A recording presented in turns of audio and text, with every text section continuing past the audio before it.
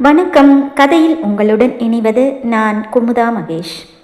தேவா முதலாக ரதியை பெண் பார்த்துவிட்டு அவளையே திருமணம் செய்து கொள்ள வேண்டும் என்று ஆசைப்படுகிறான். ரதியின் அப்பாவோ தேவாவை பிடிக்காமல் ரதிக்கு சதீஷ் என்ற அரசாங்க வேலை பார்க்கும் மாப்பிள்ளையுடன் ரதியின் திருமணத்தை நிச்சயம் செய்கிறார். ரதிக்கு ஒரு அவசரமான சூழ்நிலையில் பணம் கொடுத்து உதவும் தேவா அதற்கு பதிலாக ரதியை திருமணம் செய்து கொள்கிறான். ரதி தாலியை மறைத்து அவள் வீட்டிலும் தேவா அவன் வீட்டிலும் வாழ்ந்து கொண்டிருக்க, ரதி வேலை செய்யும் ஆபீஸ் மேனேஜரின் நடவடிக்கைகள் சரியில்லை என்று ரதியும் அவள் தோழி ரேணுவும் பேசிக்கொண்டிருக்கிறார்கள். அப்போது அங்கு வந்த கணேஷ் என்னும் நபர் மேனேஜரை பற்றி ஏதோ பேச வேண்டும் என்று ரதி மற்றும் ரேணுவிடம் சொல்கிறான். மேனேஜரை பற்றி முக்கியமான விஷயமா? அது என்ன? சரி வா என்று பக்கத்தில் இருந்த காஃபி ஷாப்புக்கு ரதி, ரேணு, கணேஷ் மூவரும் சென்றார்கள். இப்ப சொல்லு, மேனேஜரை பற்றி ஏதோ பேசணும்னு சொன்னியே என்றாள் ரதி. அக்கா, என் பேரு கணேஷ். போன வருஷம் நானும் என் கூட படிக்கிற என்னோட ஃப்ரெண்டு கீதாவும் ஒன்றா தான் இங்கே வந்து வேலைக்கு சேர்ந்தோம். கீதா அவங்க அப்பா திடீர்னு இறந்து போயிட்டதால அவள் பார்ட் டைம் வேலைக்கு போக வேண்டிய சூழ்நிலை. ஆரம்பத்தில் நல்லா பேசிகிட்டு இருந்த இந்த மேனேஜரு போக போக நடந்துக்கிறது ரொம்ப வித்தியாசமாக இருக்குன்னு கீதா என்கிட்ட வந்து சொன்னான். அந்த ஆள் பார்வையே சரியில்லை, தொட்டு தொட்டு பேசுகிறான், வெறுசமாக பேசுகிறான்னு சொன்னான்.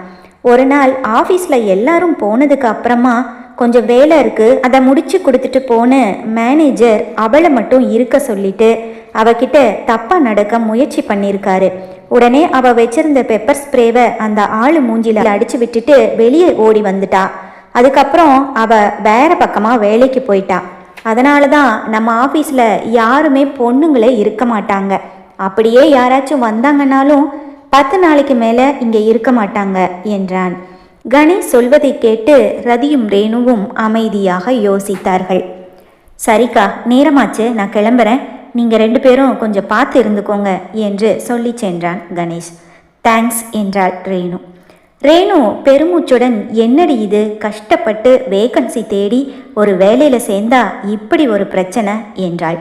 ரதியோ அமைதியாக யோசனையுடன் உட்கார்ந்திருந்தாள். என்னடி யோசிக்கிற என்றாள் ரேணு. இல்லை, தேவா வேற வேலைக்கே போக வேண்டான்னு சொல்கிறாரு.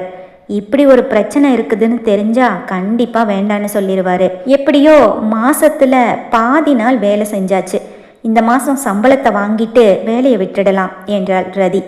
நீ சொல்கிறதும் சரிதான், கஷ்டப்பட்டு வேலை செஞ்சுட்டு சம்பளத்தை ஏன் விடணும் என்றாள் ரேணு. அந்த வாரமெல்லாம் தேவாவும் ஏதோ ப்ராஜெக்ட் விஷயம் என்று மும்பை சென்று விட்டான்.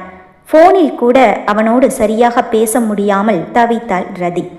இவர் ஃபோன் பண்ணினா மட்டும் ஒரே ரிங்கில் எடுத்துடணும், இல்லைன்னா கோபம் வந்துடும். ஆனால் போய் 1 வாரம் ஆகுது, ஒரு வாட்டி தான் ஃபோன் பண்ணியிருக்காரு. நான் ஃபோன் பண்ணினாலும் பேச பேச கூப்பிடுறேன்னு சொல்லி பாதிலேயே வச்சிடுறாரு, திரும்ப கூப்பிடுறதே இல்லை. சும்மா சிவனேன்னு இருந்த என்ன என் செல்லம்மா, என் பொண்டாட்டின்னு ஆசாசையாக பேசி என்னை மயக்கிட்டு இப்போ ஏங்க வைக்கிறாரு. வரட்டும், பார்த்துக்கிறேன் என்று புலம்பிக் கொண்டிருந்தாள் ரதி. என்னடி, ஃபோனை கையில் வச்சுக்கிட்டு தனியாக பேசிக்கிட்டு உட்கார்ந்துருக்க என்றாள் ரதியின் அம்மா. இல்லைம்மா, ஃபோனில் தான் நோட்ஸ் இருக்கு, அதை படித்து பார்க்காம சொல்லிட்டு இருந்தா அது உனக்கு தனியாக பேசுகிற மாதிரி இருக்கா? போமா, சும்மா என் நிலைமை தெரியாமல் தொல்லை பண்ணிக்கிட்டு என்றாள் ரதி. கொஞ்ச நாளாவே உன் நடவடிக்கையெல்லாம் ஒரு தினசா தாண்டி இருக்கு என்று கூறிவிட்டு ரதியை ஏற இறங்க பார்த்து விட்டு சென்றாள் ஜானகி. அந்த ஒரு வாரத்தில் தேவா அவளுக்கு 3 முறை ஃபோன் செய்திருந்தான். அதுவும் 2 நிமிடங்கள் தான். பேச பேச ஏதோ வேலை என்று கூறி அவசரமாக ஃபோனை பாதியிலேயே கட் செய்து விடுவான். அன்று புனித வெள்ளி என்பதால் கல்லூரி விடுமுறை. காலை 5 மணிக்கே அம்மா சுப்பிரபாதம் போட்டதால் ரதிக்கு விழிப்பு வந்து விட்டது. லீவு நாளில் கூட தூங்க விட மாட்டியாமா என்று புரண்டு படுத்தவள் தேவாவிடமிருந்து ஏதாவது ஃபோனோ மெசேஜோ வந்திருக்குமா என்று மனது துடிக்க தூக்க கலக்கத்தில் ஃபோனை தேடி எடுத்து பார்த்தாள். Hi Chellamma, I miss you, back to home, love you என்று மெசேஜ் வந்திருந்தது. ரதி கண்களை துடைத்து கொண்டு எழுந்து உட்கார்ந்தாள். ஊர்ல இருந்து வந்துட்டாரா என்று மெசேஜ் வந்திருந்த நேரத்தை பார்த்தாள். மெசேஜ் வந்தது அதிகாலை 4 மணிக்கு என்று காட்டியது. ஓ, காலையில் தான் வந்திருக்காரு போல. வந்தவுடனே மெசேஜ் பண்ணியிருக்காரு என நினைத்தாள். தேவாவோ அதிகப்படியான வேலைப்பளு, அலைச்சல் என்று ஒரு வாரம் பிஸியாக இருந்ததால் உடல் சோர்வில் நன்றாக தூங்கி கொண்டிருக்க அவனை பார்க்காமல் தவித்த ரதி தூக்கத்தை தொலைத்து எழுந்து உட்கார்ந்திருந்தாள். இப்பவே சர்ப்ரைஸா போய் அவருக்கு முன்னாடி நிற்போம் என்று நினைத்தவள் அடுத்த 10 நிமிடத்தில் குளித்து கிளம்பி வெளியே வந்தாள். மணி 4:45 தான் ஆகியிருந்தது. ஏய் ரதி, தூக்கத்தை கெடுத்துட்டேன்னு என்னை திட்டுன, இப்போ என்னடி இந்த நேரத்தில் கிளம்பி நிற்கிற என்றாள் ஜானகி. இன்னைக்கு ரேணு வீட்டுக்கு பக்கத்தில் இருக்கிற கோயிலில் ஏதோ பூஜையாம். ரேணு நேத்தே சொன்னான், நான் தான் மறந்துட்டேன். நல்ல வேலைம்மா, நீ சுப்பிரபாதம் போட்டு என்னை எழுப்பி விட்ட. தேங்க்ஸ்மா, உன் பேர்லேயும் ஒரு அர்ச்சனை பண்ணிடுறேன் என்று கூறிவிட்டு பஸ்ஸை பிடித்து தேவாவின் வீட்டை அடைந்தாள் ரதி. கதவின் அழைப்பு மணியை அடிக்க கையை எடுத்தவளுக்கு, ஐயோ பாட்டி இருக்காங்களே, இந்த நேரத்தில் வந்திருக்காளேன்னு என்னை பற்றி ஏதாவது தப்பாக நினச்சிருவாங்களோ? அவங்க எப்படி தப்பாக நினைப்பாங்க? நான் என்ன வேற யாரோவா? நான் மிஸ்ஸஸ் தேவரூபன், என்னை எப்படி தப்பாக நினைப்பாங்க என்று கூறிவிட்டு அழைப்பு மணியை அடிக்க சிறிது நேரத்தில் தூக்க கலக்கத்துடன் பாட்டி தான் வந்து கதவை திறந்தார். யாரு என்று கதவை திறந்த பாட்டியை பார்த்ததும், குட் மார்னிங் பாட்டி என்றாள் ரேணு. என்னம்மா இந்த நேரத்தில் வந்திருக்க, ஏதாச்சும் பிரச்சனையா என்றார் பாட்டி பதட்டமாக. இல்லை பாட்டி, அதெல்லாம் ஒன்றுமில்ல, சும்மாதான் என்று அவள் வாய் கூற கண்களோ மேலிருந்த தேவாவின் அறைக்கு தாவியது. பாட்டிக்கு புரிந்தது. ஓ சரி சரி, ஒரு வாரம் உன் புருஷனை பார்க்கல, அதான் அவன் வந்ததும் அவனை பார்க்க ஓடி வந்துட்டியா என கேட்ட பாட்டி, மேலே ரூம்ல தான் தூங்கிட்டு இருக்கான், போய் பாரு என்றார். சரி பாட்டி என்று சந்தோஷமாக தலையாட்டி விட்டு ரதி சிட்டுக்குருவியால் மாடி மேல் ஓடினாள். நல்ல பொண்ணு என்று கூறிவிட்டு பாட்டி வெளி கதவை தாளிட்டு விட்டு மீண்டும் தன் அறைக்கு சென்று படுத்து விட்டார்.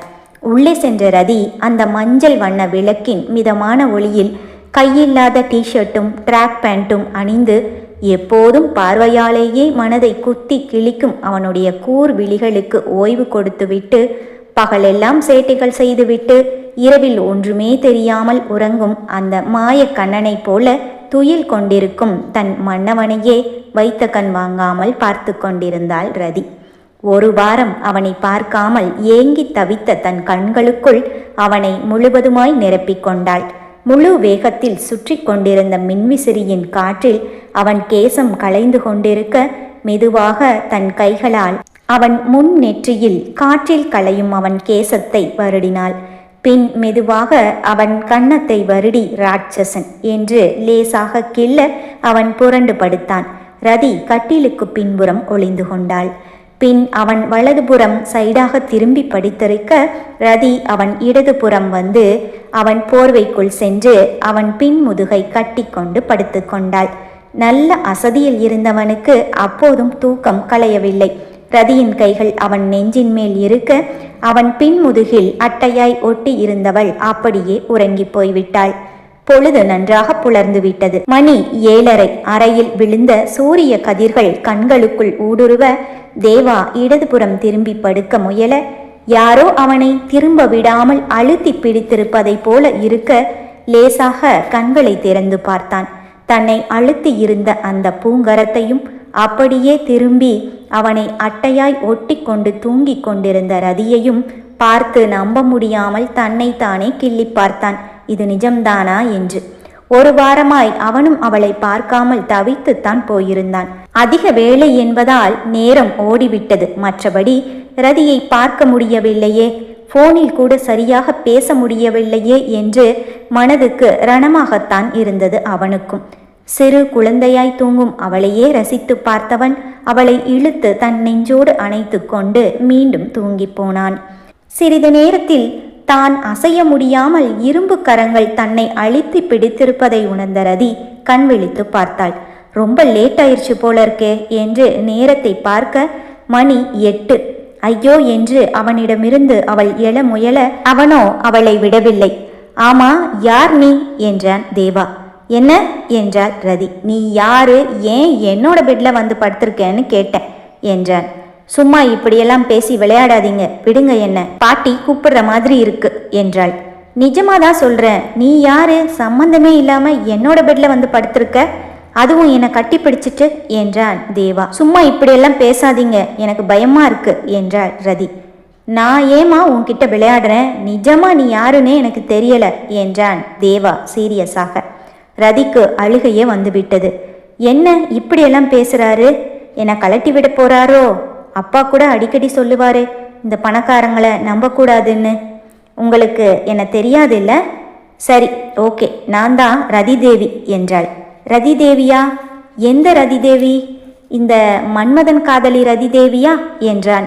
தேவாவை ஒரு மாதிரியாக பார்த்துவிட்டு உங்களுக்கு என்னவோ ஆயிருச்சு என்று அவனிடமிருந்து தன்னை விடுவித்து எழுந்து உட்கார்ந்தவளின் கண்களில் கண்ணீர் நிறைந்திருக்க அதை கண்டுகொள்ளாமல் படித்திருக்கும் அவனையே திரும்பி திரும்பி பார்த்தாள் ரதி. எனக்குத்தான் நீ யாருன்னே தெரியாதுன்னு சொல்றேன்ல, அப்புறம் என்ன இங்கேயே உட்கார்ந்துட்டு இருக்க? கிளம்பு முதல்ல என்றான். உனக்கு சொன்ன புரியாதா? வெளியே போன்னு சொன்னேன் என்றான் தேவா கோபமாக.